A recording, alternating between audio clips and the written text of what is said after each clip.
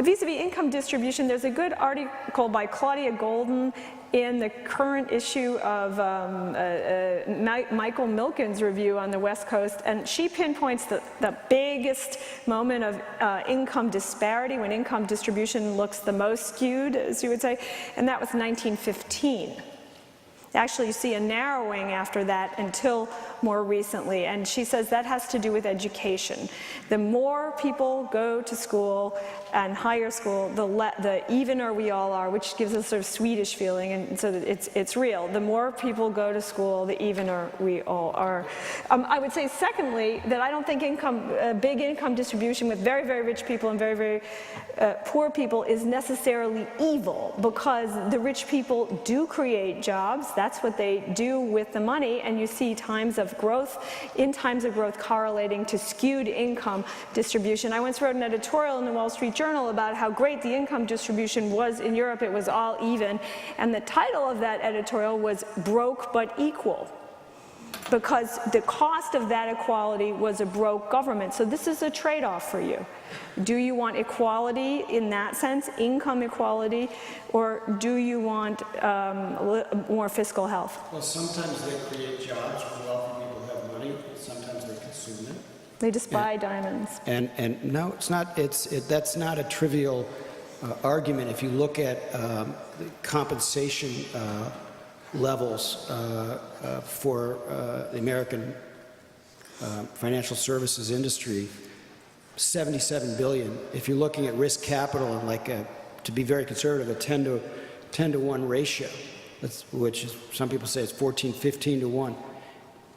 $770 billion that could have been invested into the American economy instead of going into their pockets with these, ridiculous compensation levels. So I wish that they created as many jobs as they might have. As far as your point on education, I completely agree with you. That's why I think it was good that the New Deal built 39,000 schools, and the Great Society created the first aid to elementary and secondary education, and began large-scale subsidizing of higher education, making us the finest higher education system in the world and becoming the engine of our economy. So if we had pursued some of the policies that you endorse, we wouldn't have much of an education system to be speaking of, and we might be on the road to serfdom. Okay, Professor Verizor. Yes, Jonathan, I'm curious what your comments would be why Roosevelt didn't cooperate with the London Economic Conference, and that it seemed that Bretton Woods did what the London Economic Conference wanted to do, and it did lead to the prosperity. And then I'd like to have a comment from both of you. Do you think we need a new Bretton Woods?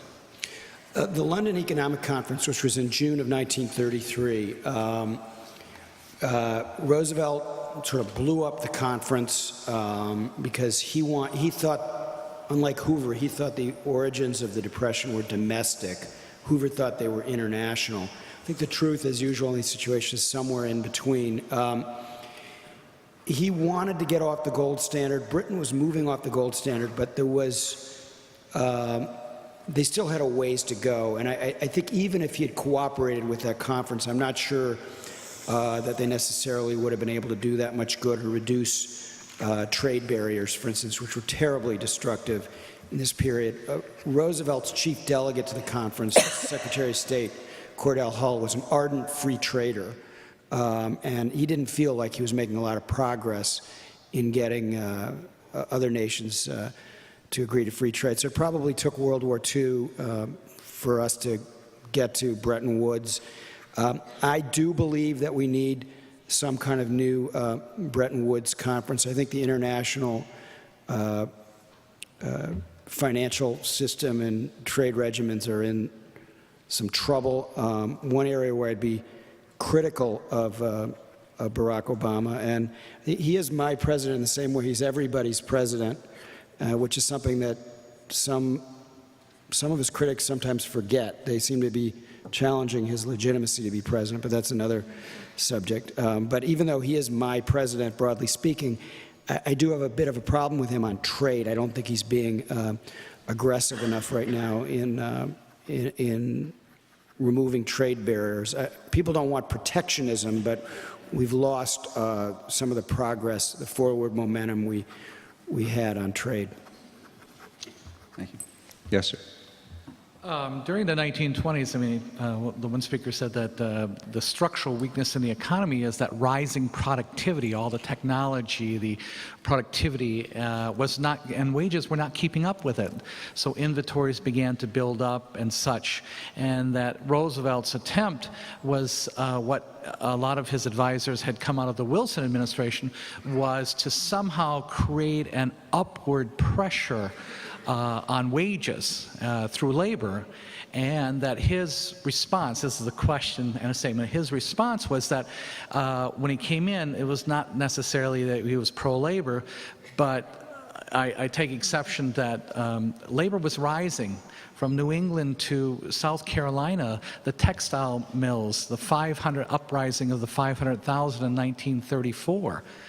My question is, didn't Roosevelt respond to two things: rising productivity, wages not keeping up, and the pressure from unorganized labor rising up, like the great 1934 textile strike? I mean, these were Southern workers who had nothing to do with unions or Roosevelt or anything, and rose up. Wasn't this a response and a belief that the economy would be better if a percentage of labor was organized, creating a kind of a balancing factor to laissez-faire capitalism? Can you craft an economic justification for organized unions? Yes. Is it right? Some of the time. Vis-a-vis the union law that we got, had we got, for example, say, Taft-Hartley, which was the edited version of the Wagner Act, in the mid-30s, you wouldn't have seen either the intensity of the sit-down strikes, the fear of business, the many days of non-production that made the depression, within the depression of 37, 38. What we got instead was a very radical, unadjudicated law, the Wagner Act. Nobody knew was the sit-down strike legal. Nobody knew was the closed shop legal. This only became clear much later when Democrats rethought it, Republicans rethought it after World War II. So did the law have to be that radical? I would argue no. Maybe we would get a union law, maybe it was time in the US, but it didn't have to be that radical. And there was political fear of John L. Lewis. In our school books, we romanticized John L. Lewis. But when I read what he did to the companies and what he bullied them. He was a bully, and he drove those wages higher than they had to be, and that hurt production. So you're talking about productivity.